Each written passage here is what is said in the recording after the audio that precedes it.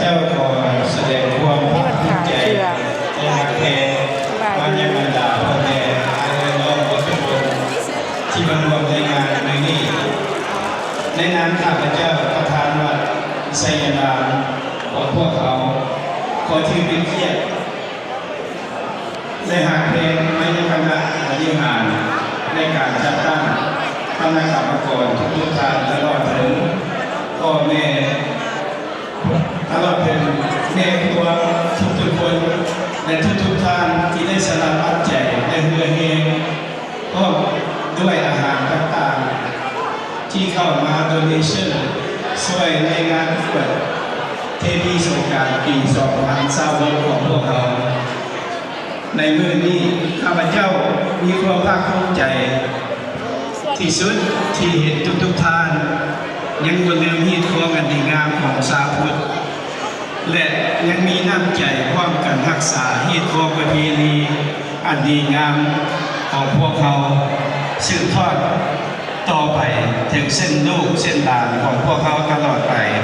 ดังนั้นข้าพเจ้าเองอยากขอเฮียห้องอยากเฮียห้องนับทุกท่านจงช่วยกันส่งเสริมบอกสอน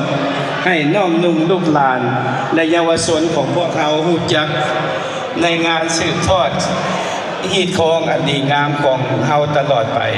ส่วนกันละนานท้ายสุดนี้ข้าพเจ้าเองก็บ่มีหยังที่จะตอบบุญแทนคุณอันมหาศาลของพวกท่านมีแต่ขอวิงวอนให้สิ่งศักดิ์สิทธิ์ในสกุลโลก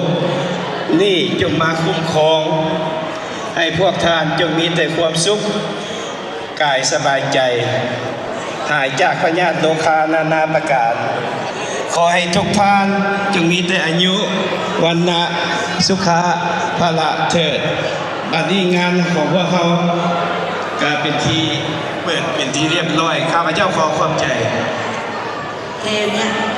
ไอ้เต้นของเขามันกลับมาแล้วเนาะที่ว่ามาหาพละแทนไอ้มันก็ว่าเพราะมันรถติดว่าสั่นรถติดอย่าไอ้เจ้าละเทคโอเวอร์เด้อบ่าวเจ้าเด้อ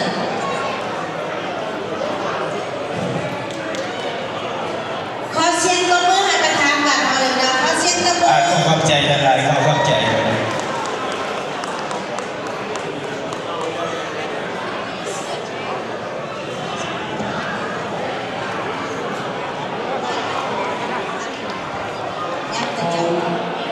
มีไซน์ประเด็นคือจะถึงมากาวในน้อยหรือว่ามาให้ครับไม่ใช่พรหรือว่ามาอธิบายในงานเฉพาะในค่ำคืนวันนี้ดังนั้นขอเรียนเชิญท่านรองเพชรวิไซมาแม่เนาะขอเชิญตบมือเป็นเกียรติให้แก่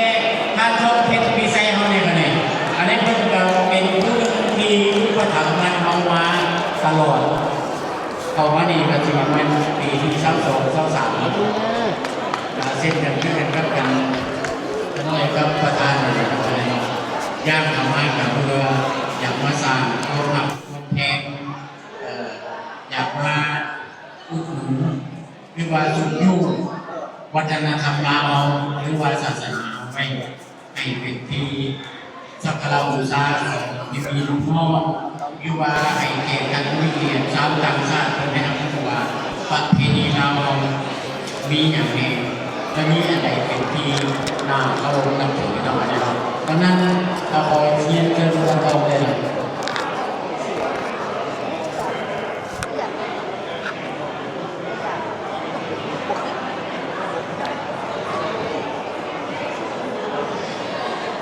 ขอกลับสบายดีทุกท่านเนาะโดนจะมาเห็นหน้าเห็นตาก็คือว่าผู้ใดก็หน้าตารูปหล่องามกว่าเก่าเนาะบัดนี้เนาะในมื้อนี้พวกเราก็ได้มาพบพบในงานประกวดนางเทพีสงกรานต์ของพวกเราเนาะฉะนั้นพวกเราเองก็มีความภาคภูมิใจที่สุดที่ว่ามาเห็นหน้าเห็นตาอ้ายใจน้องพ่อแม่ทุกท่านที่ได้สละเวลามาร่วมในงานประกวดนางเทพีสงกรานต์ปีนี้ในวันนี้เองพวกเราก็มีอย่างเสีย เขาอย่างไรเรามีแต่ว่าพวกเขาทุกท่านก็ขอให้บางกันพยายามตักเตือนส่งเสริมลูกๆหลานๆของพวกเขาเนาะให้สืบทอดในการสร้างหรือว่าส่งเสริมในการปฏิบัติรักษาประเพณีอันดีงามในงานสงกรานต์ของพวกเขาให้ลงคงที่ไปจนกว่าตลอดเส้นลูกเส้นหลานเนาะแต่มาฮอดในวันนี้พวกเขาเองกับบริการได้เตรียมอย่างเรามีแต่ว่าเพิ่นกับมาจูดรถแต่มื้อนี้พวกเขาเองกับบ่มีหยังมีแต่ว่าได้มาพบหน้าพบตากันแล้วก็มีแต่ขอไว้ใส่ให้พรให้ทุกท่านจงมีแต่ความสุขกายสบายใจเนาะปรารถนาสิ่งใดที่เป็นไปในทางชอบประกอบไปในทางดีแล้วก็ขอให้โชคให้ลาภอีกประการหนึ่งก็ขอให้ทุกท่านได้มาร่วมงานในมื้อนี้แล้วกลับมาเยือนก็ขอให้พวกท่านทุกคน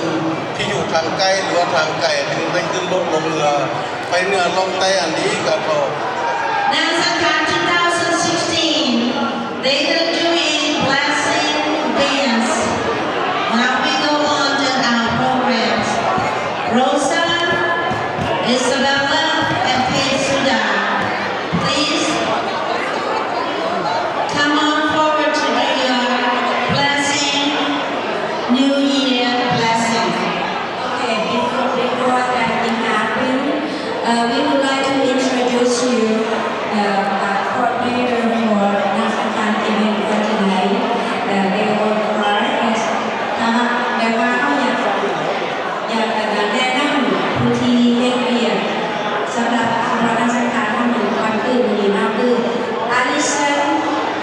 และทีน่าขอเชิญอลิสันและทีน่าที่ว่าเป็นผู้เล่นเบียร์ที่บ้าน Please give them applause. So, without these two beautiful young women here, we won't come this far. They've been running around everything. That's why Tina was so skinny. So we have to do it a little bit longer. ที่น่า also เป็นนักร้องประจำวงกุหลาบแดงแล้วก็ลูกหรือว่าถ้าว่าพี่น้องมาคุ้นเคยว่าลูกไปเนี่ยไปเนาะกายยุทธกันดีล่ะอลิสันก็เป็นลูกหลานของเมืองเลเวลของเฮาแล้วก็มีลูกชายที่เอามาหอมก่อนอันนั้นเป็นเอกลักษณ์ของเราเนาะ Okay, did the girl who was saying that I will save my word to sing later, Mama? All right. Now, this one is Tina, the singer of the Gulab Band. She's the lead singer of the group. Now, the Allison's right here. She also the lead of everybody. You don't move fast, I will kick your butt. But thank you all, Thank you, everyone. Tina Allison. Thank you. Okay. ต่อไปขอเชิญส้มนาฏศิลป์เราจากนางทั้งสามนางสังขารนางทั้งสังขารทั้งสามนางเนาะที่จะมาก่อนอวยพรปีใหม่นางทั้งสามนาง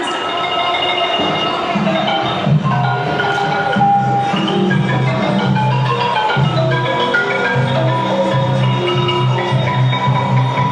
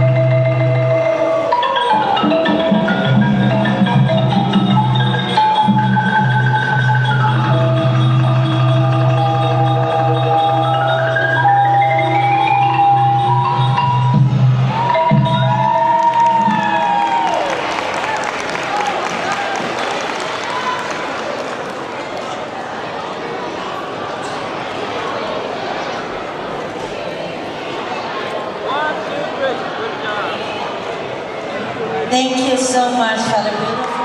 Sorry. Hanang Meo is a traditional Lao and Thai rain calling ceremony performed during times of drought.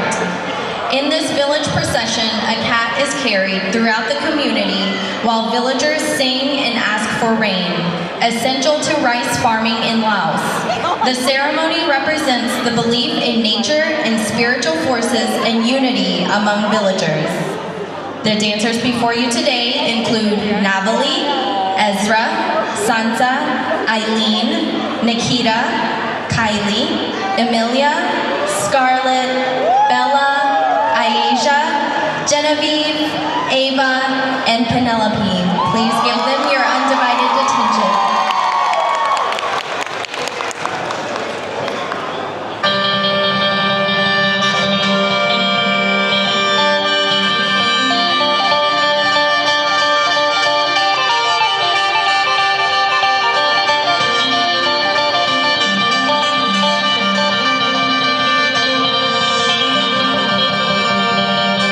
Satu, satu, satu.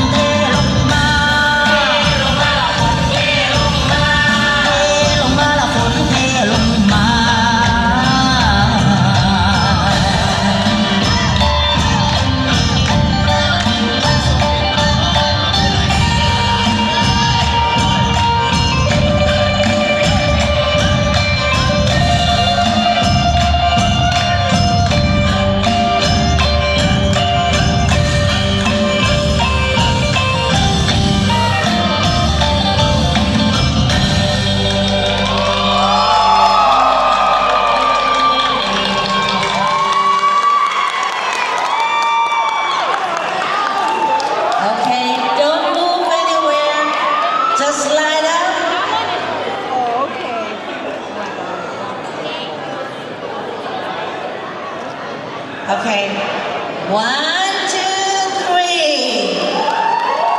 Good job. Stay right there, look. Stay right there, okay?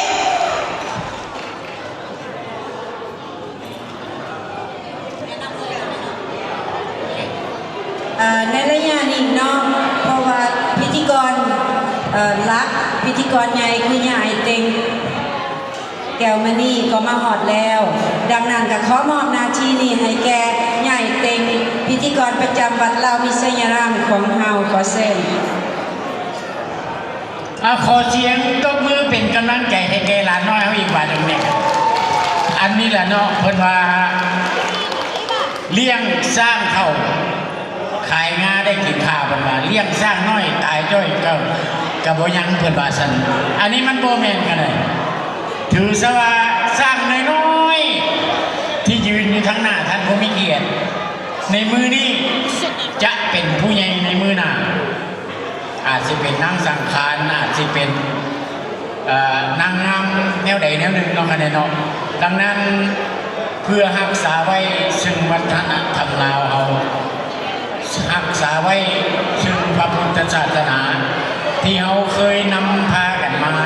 ตั้งแต่หนีจากบ้านจากเมืองมาเขาก็ยังรักษาไว้ดังนั้นยังขอบคุณขอบใจน้ำเสียงตบมืออันทรงคุณค่าของพวกท่านที่มาร่วมในงานในมื้อนี้เนาะครับเนาะกับบ่มีหยังนอกจากว่าให้คำอวยใจให้พรให้แก่ท่าน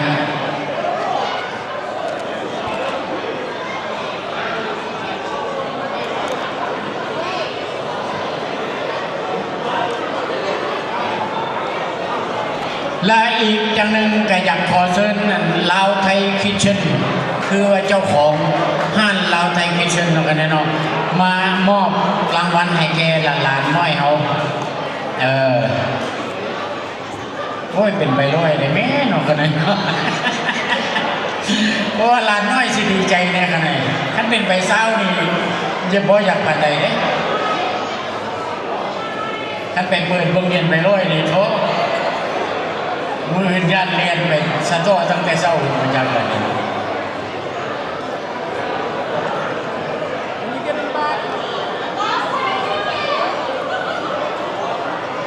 ขอเสียงตบมือให้แกเจ้าของลาวไทยคิทเช่นนะครับอันนี้เพิ่งเป็นสปอนเซอร์หรือว่ามอบกำลังใจให้แกลูกๆหลานๆเอา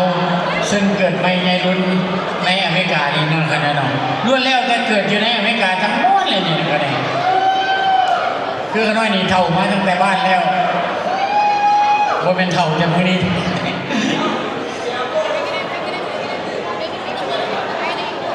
ผู้ใดลูกเราผู้ใดน้อยนั้นดังเป็นกีตาร์ไปเปลี่ยนสุด โอเคถ่ายรูปไว้เป็นที่ระลึก ผู้อายุจะมาลูกสาวผู้ใด เสาทีน่า อะไรผู้ใด ดีเด้ อีก18 ปีข้างหน้านี่ขันเอาลูกเอาหัวไปแล้วนี่บ่ได้เสียงนะนั่งสังขารเนี่ย ผู้ที่ไหน แต่ว่าอีก10 ปีข้างหน้า ผู้ที่สามอะ โตจะแซกกัน ผมจะว่าผู้ใดสีเขา ผู้เจเกนวัน ดังเป็นกีตาร์ และเขาก็จีพยายามรักษา